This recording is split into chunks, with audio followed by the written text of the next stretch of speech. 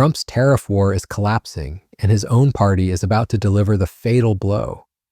While Trump doubles down on his economically destructive trade policies, Senate Democrats are forcing a showdown that could expose just how badly his tariff obsession is hurting America. This isn't just political theater. This is about an economy in crisis, Republicans breaking ranks, and a president whose signature policy is becoming his biggest liability. So what exactly is happening in the Senate? And why are Trump's own allies starting to abandon ship? To understand the magnitude of Trump's tariff disaster, we need to look at what's actually happening to the American economy right now. The Congressional Budget Office just delivered a devastating assessment of Trump's trade war, and the numbers are absolutely brutal. The nonpartisan agency slashed economic growth projections for 2025, downgrading GDP growth from 1.9% to just 1.4%. That's not just a statistical adjustment. That represents hundreds of billions in lost economic output and countless jobs that won't be created. But it gets worse. The CBO projects that Trump's tariffs will push inflation up by 0.4 percentage points annually through 2026, directly hitting American families in their wallets. Unemployment is expected to jump to 4.5% in 2025, higher than the 4.3% originally predicted. These aren't abstract economic indicators. They represent real people losing their jobs, families struggling to afford basic necessities, and businesses shutting down because they can't handle the increased costs. The irony is staggering. Trump campaigned on making America more prosperous, but his signature trade policy is doing exactly the opposite. The CBO analysis shows that tariffs make consumer goods and capital goods more expensive, reducing the purchasing power of both households and businesses. When families have less money to spend and businesses face higher costs, the entire economy suffers. This isn't theoretical economics. This is basic cause and effect playing out in real time. What makes this even more damaging is that Trump declared national emergencies to justify these tariffs. He claimed that Canada wasn't doing enough to halt illegal drug flows, so he slapped tariffs on one of America's closest allies and largest trading partners. He imposed 50% tariffs on Brazil, linking it to that country's policies and the criminal prosecution of former President Jair Bolsonaro. These aren't carefully considered trade policies, they're impulsive reactions dressed up as national security measures. Meanwhile, the international response to these destructive policies is already taking shape. All right, shifting focus over to the other big stories we are tracking this hour. Just days after President Donald Trump softened his stance, stalled U.S. India trade talks are now back on track as Assistant U.S. Trade Representative is now in New Delhi for a high-stakes day-long meeting with India's chief negotiator.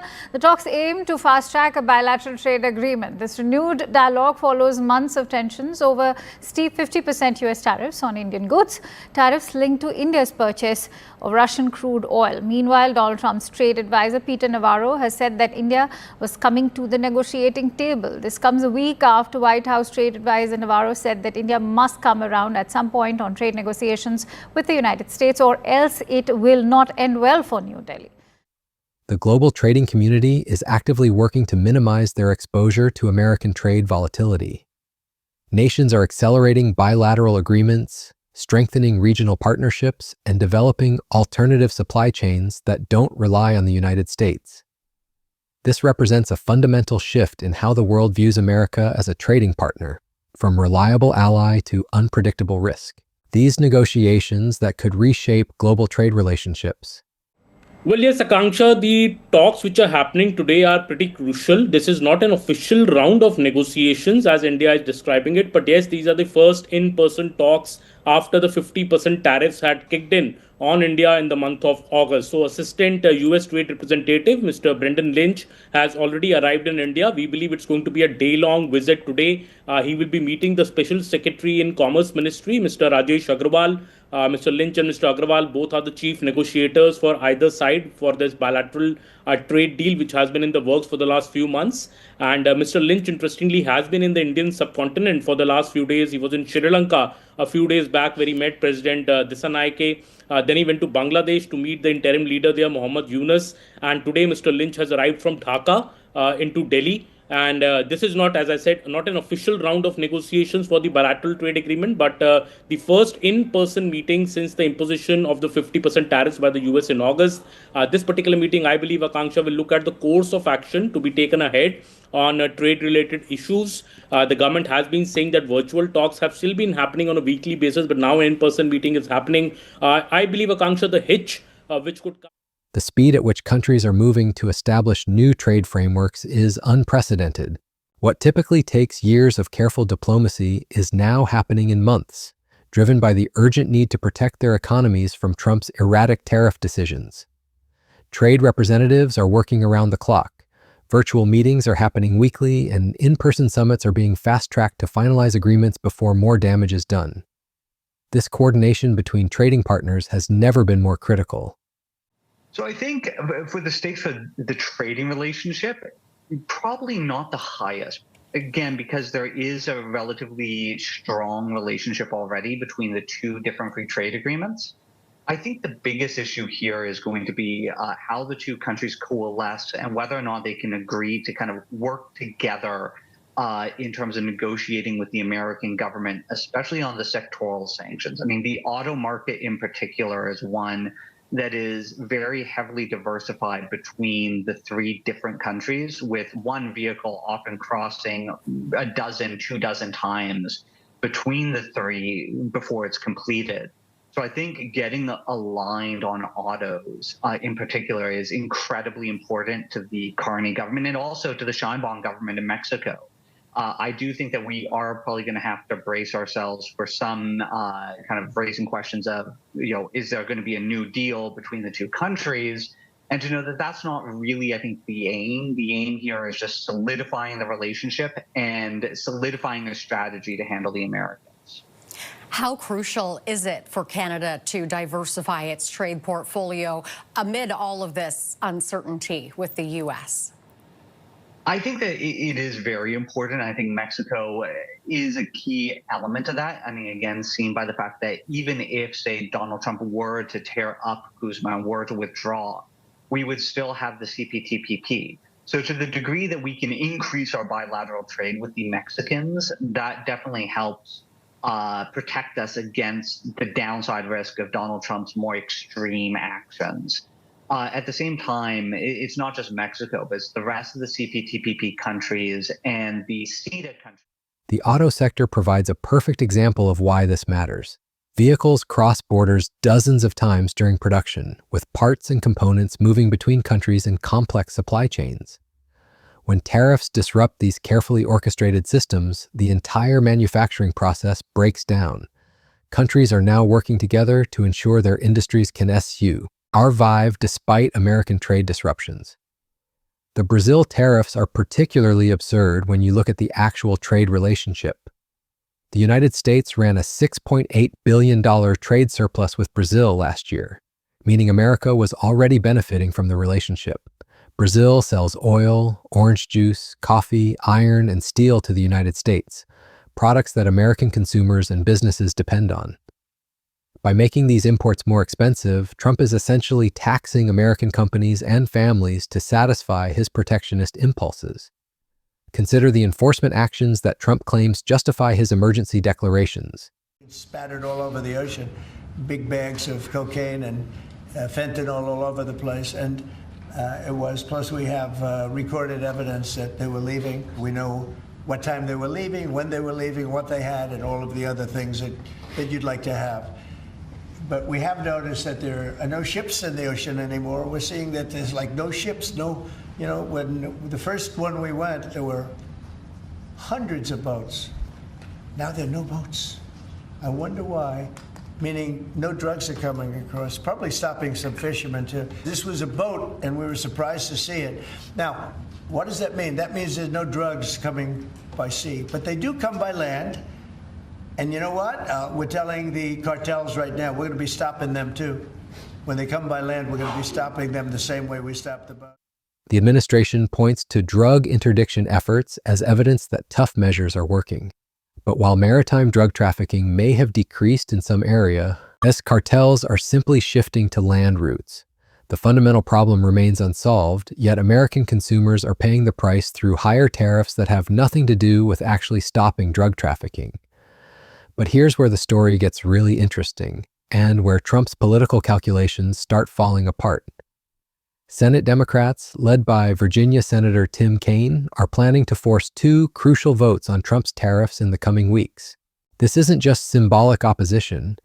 Kaine is using a decades-old law that allows Congress to block a president's emergency powers, and Republicans can't stop the votes from happening, whether they want them or not. Kaine's strategy is brilliant in its simplicity. He's introducing two separate bipartisan resolutions that would terminate the national emergencies Trump declared to justify the tariffs. By forcing these votes, he's putting every Republican senator on the record. They can either vote with their constituents who are feeling the economic pain, or they can vote with Trump and own the consequences. The political pressure is already showing results. In April, 4 Republicans broke ranks and voted with Democrats to block Trump's Canadian tariffs. Senators Rand Paul of Kentucky, Lisa Murkowski of Alaska, Susan Collins of Maine, and Mitch McConnell of Kentucky. Trump was so furious that he called them out on social media, demanding they get on the Republican bandwagon. That kind of public humiliation usually keeps Republicans in line, but the economic damage from tariffs is becoming impossible to ignore. What's particularly damaging for Trump is that many of these Republican defectors come from states that depend heavily on trade with Canada. Murkowski represents Alaska, which has extensive economic ties to its northern neighbor. Collins comes from Maine, where businesses rely on Canadian supply chains. McConnell represents Kentucky, a state with significant agricultural exports that benefit from NAFTA-style trade relationships. These aren't anti-Trump ideologues, they're senators who understand that tariffs hurt their constituents' economic interests. Meanwhile, other nations are developing international partnerships that could bypass American trade altogether.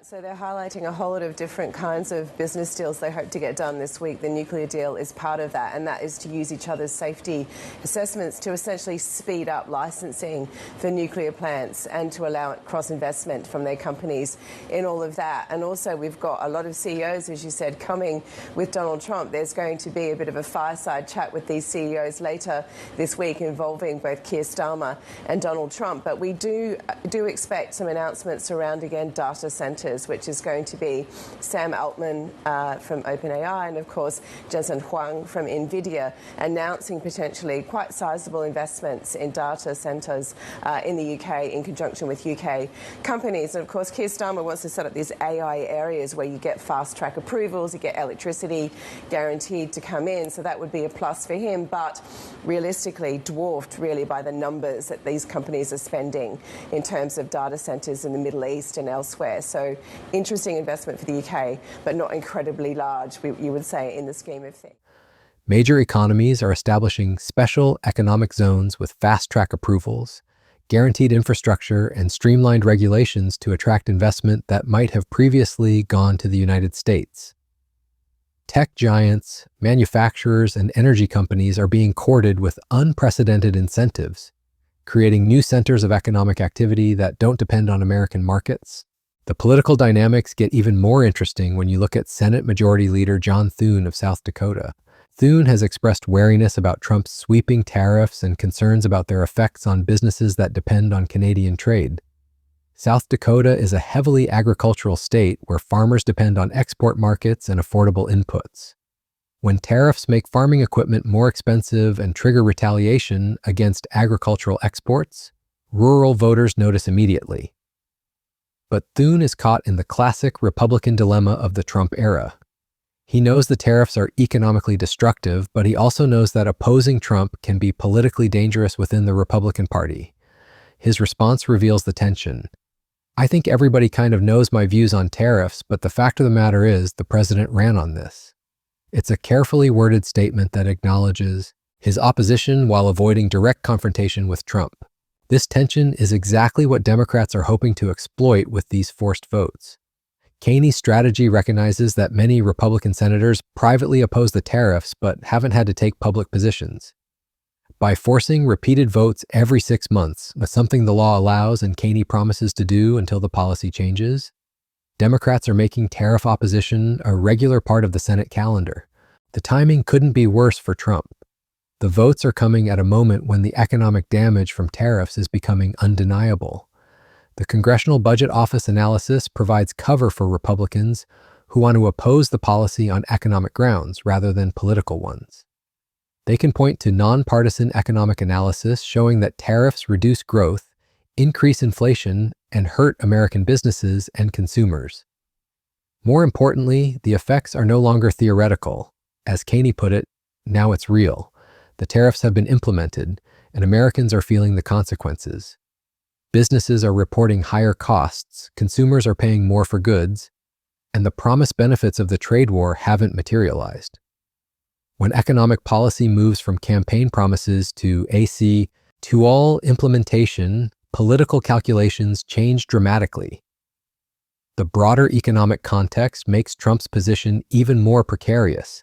The United States is experiencing what economists call stagflation, a combination of slow growth and rising inflation that's particularly toxic for incumbent presidents. The CBO projects GDP growth of just 1.4% this year, while inflation rises to 3.1%. That combination means Americans are getting poorer in real terms, with wages buying less even as the economy stagnates. Trump's response to this economic criticism has been predictably defensive.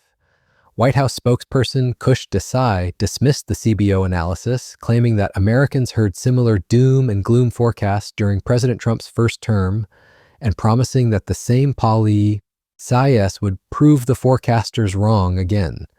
But this response ignores the fundamental difference between Trump's first and second terms. He's now implementing tariffs at a scale and speed that has no modern precedent. The scope of Trump's current tariff regime is staggering compared to his first term. He's imposed 25% tariffs on Canada and Mexico, 30% tariffs on China, and reciprocal tariffs on dozens of other countries. The effective tariff rate has increased by about 18 percentage points compared to 2024 trade flows. You'd have to go back to the Great Depression to find import taxes this high in the United States. This historical context is crucial because it explains why economic forecasters are so concerned. The Smoot-Hawley Tariff Act of 1930 helped deepen and prolong the Great Depression by triggering a global trade war. While the modern economy is different, the basic principle remains. When countries start imposing high tariffs on each other, global trade collapses and everyone becomes poorer. The international response to Trump's tariffs is already following this historical pattern. Other countries are imposing retaliatory tariffs on American exports, reducing demand for American products and hurting American workers. The CBO analysis explicitly accounts for this retaliation, noting that tariffs imposed by other countries in response to the increases in U.S. tariffs will reduce the size of the American economy. This creates a vicious cycle where Trump's tariffs hurt American exporters, leading to job losses in export-dependent industries, which reduces overall economic demand, which hurts the broader economy. Meanwhile, the tariffs make imports more expensive, reducing the purchasing power of American consumers and businesses, which also reduces economic demand. The result is slower growth, higher unemployment, and higher inflation, exactly what the CBO is projecting. The political implications of this economic damage extend far beyond the immediate Senate votes. Republican senators facing re-election in 2026 will have to defend their positions on tariffs to voters who are experiencing the economic consequences firsthand. Senators from agricultural states, manufacturing states, and states with significant international trade will face particularly difficult choices. Consider the position of Republican senators from states like Iowa, Nebraska, or Wisconsin, states that depend heavily on agricultural exports and manufacturing. When Trump's tariffs trigger retaliation against American agricultural products, farmers in these states see their incomes decline directly. When tariffs make manufacturing inputs more expensive, factories in these states become less competitive.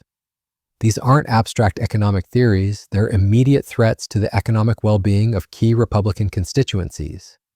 The forced Senate votes also create a precedent that could reshape how Congress deals with presidential emergency powers. The law that allows these votes was designed to prevent presidents from using emergency declarations to circumvent congressional oversight. By using this mechanism repeatedly, Democrats are essentially forcing a constitutional confrontation over the separation of powers. Trump's use of national emerge, NCI declarations to justify tariffs represents a significant expansion of presidential power. Previous presidents generally used emergency authorities for genuine security crises, not to implement broad economic policies that Congress might not approve. By treating trade relationships with allies like Canada as national emergencies, Trump is stretching the concept beyond recognition. This constitutional dimension adds another layer of pressure on Republican senators. They're not just being asked to vote on economic policy, they're being asked to vote on whether they support this expansion of presidential power. Senators who care about congressional prerogatives might oppose the tariffs on institutional grounds, even if they support Trump politically. The international implications of Trump's tariff policies also create political vulnerabilities. Canada is not just America's northern neighbor, it's one of the closest allies and largest trading partners. The idea that trade with Canada represents a national emergency requiring punitive tariffs is so absurd that it undermines American credibility internationally. Republican senators who care about America's global leadership might oppose the tariffs on foreign policy grounds. Similarly, the Brazil tariffs linked to that country's prosecution of former President Bolsonaro send a troubling message about American interference in other countries' judicial systems. Republican senators who support rule of law and judicial independence might find this justification particularly problematic. The economic data supporting opposition to the tariffs continues to accumulate. The Congressional Budget Office isn't the only institution warning about the negative effects. The Tax Foundation estimates that the tariffs amount to an average tax increase of nearly $1,300 per U.S. household in 2025. That's a direct hit to family budgets that voters will notice immediately. Moreover, the revenue that tariffs generate for the federal government comes directly from American consumers and businesses. When Trump claims that foreign countries are paying for the tariffs, he's either lying or fundamentally misunderstanding how tariffs work. The money comes from American importers who pass the costs on to American consumers through higher prices. This creates a particularly perverse dynamic where Trump is essentially taxing American families to fund government operations while claiming that foreigners are paying the bill. It's a shell game that might work politically in the short term but becomes unsustainable as the economic effects compound. The forced Senate votes represent more than just legislative tactics. They're a test of whether American democratic institutions can constrain presidential overreach when it's economically destructive. If Republican senators continue to defer to Trump, despite clear evidence that his policies are hurting their constituents, it suggests that partisan loyalty has completely overwhelmed economic rationality. But if enough Republicans break ranks to oppose the tariffs, it could mark a turning point where economic reality forces political realignment. The April vote, where 4 Republicans joined Democrats to oppose the Canadian tariffs, suggests that this realignment might already be beginning. The stakes couldn't be higher. Trump's tariff policies represent the most significant departure from free trade principles in decades. If they succeed politically, despite their economic failures, it could permanently reshape American trade policy in ways that make the country poorer and less competitive globally. Conversely, if the Senate votes against the tariffs demonstrate that there are limits to what economic damage Americans will tolerate in service of political ideology, it could help restore more rational trade policies. The coming weeks will reveal whether American democratic institutions are strong enough to correct course when presidential policies are clearly failing. The broader lesson here is about the relationship between economic policy and political accountability. Trump's tariffs are a real-time experiment in whether a president can impose economically destructive policies through emergency declarations and partisan loyalty, or whether economic reality eventually forces political course corrections. For now, the economic evidence is overwhelming. Trump's tariffs are reducing growth, increasing inflation, raising unemployment, and making Americans poorer. The question is whether that evidence will be enough to overcome partisan politics and force policy changes. The upcoming Senate votes will provide a crucial test of that proposition. As Senator Caney put it, Republicans will have to choose whether to vote with your constituents or vote with President Trump. With the economic damage from tariffs becoming impossible to ignore, that choice is becoming starker by the day. The coming votes will reveal whether economic reality can still triumph over political loyalty in American democracy.